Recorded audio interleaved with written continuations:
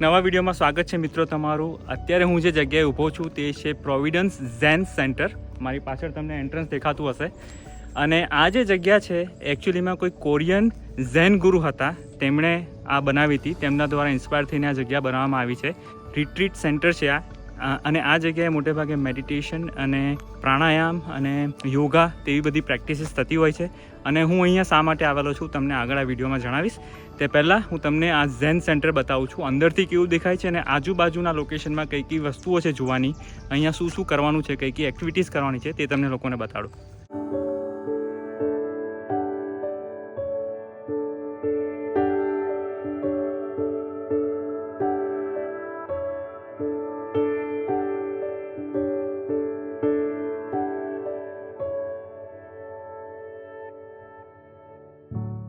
આપણે આ main ગેટમાંથી enter થઈશું એવું તરત લેફ્ટ સાઈડ પર બૂટ અને ચપ્પલ મૂકી દેવાના રેકમાં. અને અંદર અલગ અલગ રૂમ્સ છે. આ થોડોક કોમન એરિયા છે. અહીંયા આગળ રેસ્ટ એરિયા ટાઈપનું છે. બેસવું હોય તો અહીંયા આગળ બેસાય તેવું છે.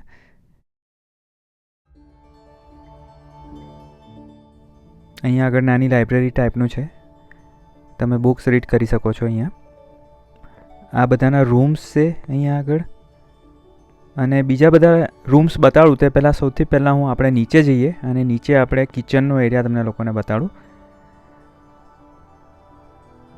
અહીંયા કોઈ પણ રિટ્રીટ પ્રોગ્રામ થતો હોય ત્યારે આ કિચનના એરિયામાં ફૂડ બનાવવામાં આવે છે. આપણે જાતે જ બનાવવાનું હોય છે.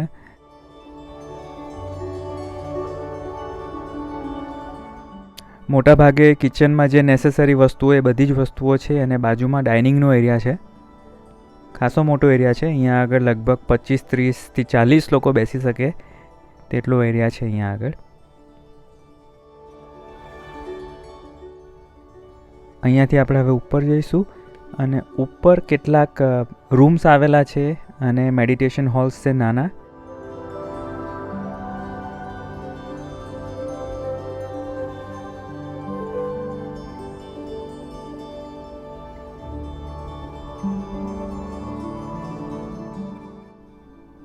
તમને બાથરૂમ બતાવી દઉં. કોમન બાથરૂમ છે. અટેચ બાથરૂમ હોય છે અહીંયા આગળ.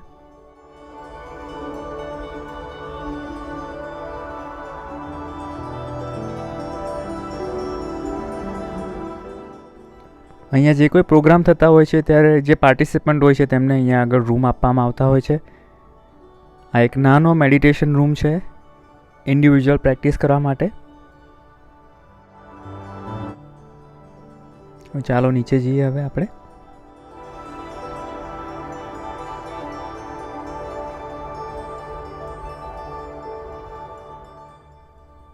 આ જગ્યાએ લગભગ 15થી 20 રૂમ્સ છે ટોટલ. વિડીયોની સ્ટાર્ટિંગમાં તમે જોયો તે મારો રૂમ હતો. અહીંયા એક બીજી લાઇબ્રેરી પણ છે. કોઈને બુક્સને વાંચવું હોય તો અહીંયા વાંચી શકે છે.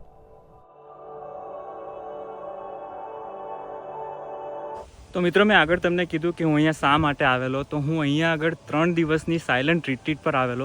3 દિવસની સાયલન્ટ રિટ્રીટ પર 3 દિવસ એકદમ સાયલન્સમાં રહેવાનું, મૌનમાં રહેવાનું. અહીંયા અમારી સાથે ગ્રુપ હતું. ગ્રુપમાં 30થી 40 જણા હતા બીજા મારી સાથે. અને અમે લોકોએ ઘણા બધા યોગા કર્યા, મેડિટેશનની પ્રેક્ટિસ કરી, રસોડામાં કિચનમાં સેવા કરી, સાફ સફાઈની સેવા કરી અને ફૂડ પ્રિપરેશન હતું તેમાં પણ અમે લોકોએ થોડી ઘણી મદદ કરી. આ બધી જ વસ્તુ અમે લોકોએ કરી એકદમ સાયલન્સમાં રહીને. સાયલન્સમાં રહ્યા પછી આપણને એવું થાય છે કે આપણા શબ્દોની વેલ્યુ કેટલી હોય છે તે આપણને ખબર પડે. ખાસ કરીને જ્યારે સાયલન્સમાંથી આપણે બહાર આવીએ છીએ ત્યારે.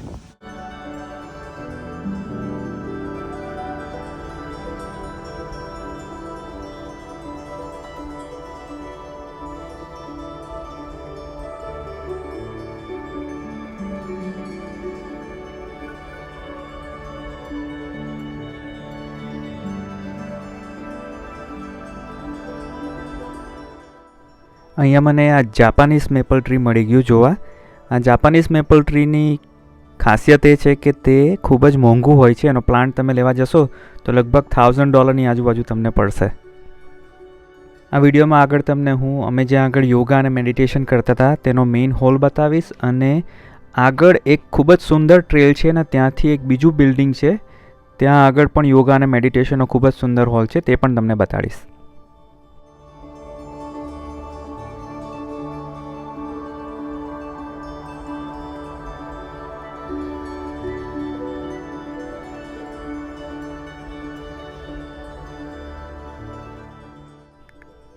ચાલો અંદર જઈએ અને જોઈએ અમારો મેઇન હોલ યોગા અને મેડિટેશનનો. આ ખૂબ જ સુંદર, ખૂબ જ મોટો મેડિટેશન અને યોગાનો હોલ છે.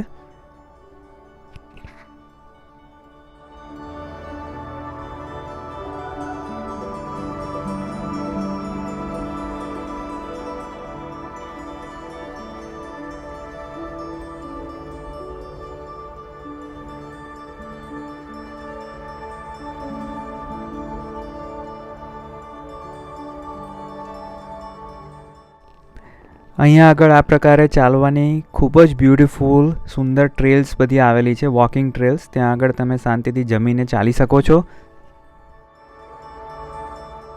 આ જે ઝેન સેન્ટર છે તે એક પ્રાઇવેટ ઝેન સેન્ટર છે. અહીંયા આગળ ઘણા બધા પ્રોગ્રામો થતા હોય છે અને ઘણા બધા જે લોકો રિલિજિયસ પ્રોગ્રામો કરવા માંગે છે અહીંયા આવતા હોય છે. મેઇનલી તો બુદ્ધિસ્ટ લોકો અહીંયા આગળ વધુ આવતા હોય છે તેમના મેડિટેશન અને સાયલન્સના કોર્સિસ કરવા માટે. તમારે આ સેન્ટરની વિઝિટ કરવી હોય તો તમારે એડવાન્સમાં આ ઝેન સેન્ટરનો કોન્ટેક્ટ કરવો પડશે. ઝેન સેન્ટરની ડિટેલ, એડ્રેસ અને વેબસાઇટ હું નીચે વિડીયોના ડિસ્ક્રિપ્શનમાં આપી દઈશ. ત્યાં તમે જઈને ચેક કરી શકો છો કે કયા કયા કોર્સિસ થઈ રહ્યા છે અહીંયા, અથવા તો તમારે રિક્વેસ્ટ કરવી હોય અહીંયા વિઝિટ કરવાની તો તમે કરી શકો છો. અહીંયા ટ્રેલમાં ચાલતા ચાલતા મને ખૂબ જ મોટો બેલ મળ્યો છે. નજીક જઈને તમને લોકોને પણ હું બતાવું.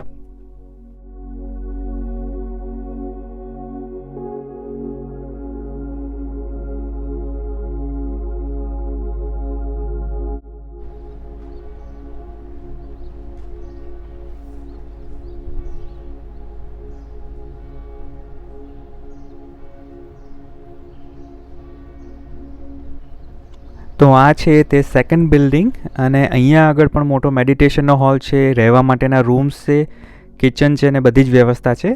અંદર જઈને તમને લોકોને બતાવું.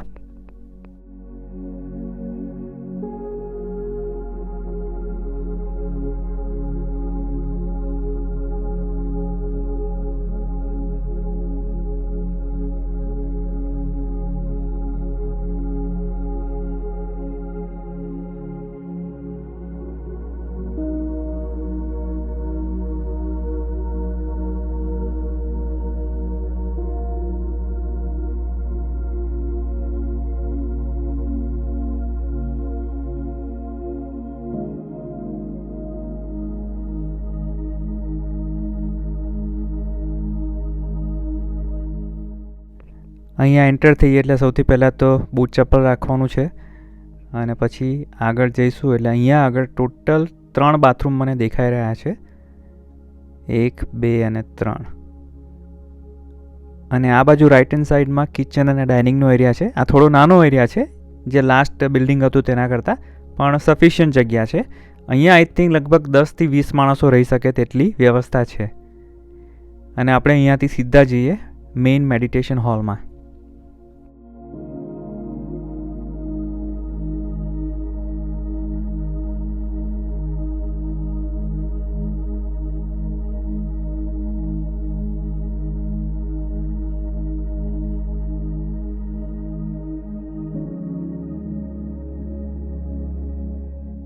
તો આ મેડિટેશન હોલ પણ ઘણો મોટો લાગી રહ્યો છે.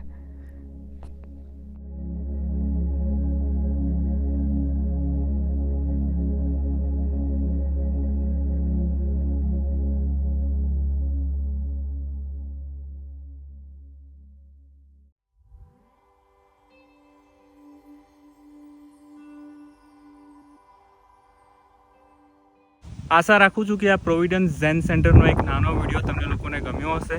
વિડીયો જો ગમ્યો હોય તો વિડીયોને એક લાઇક ચોક્કસ કરી દેજો મિત્રો. મળીશું પાછા આપણે નવા વિડીયોમાં. ત્યાં સુધી તમે લોકો કરો જલસા.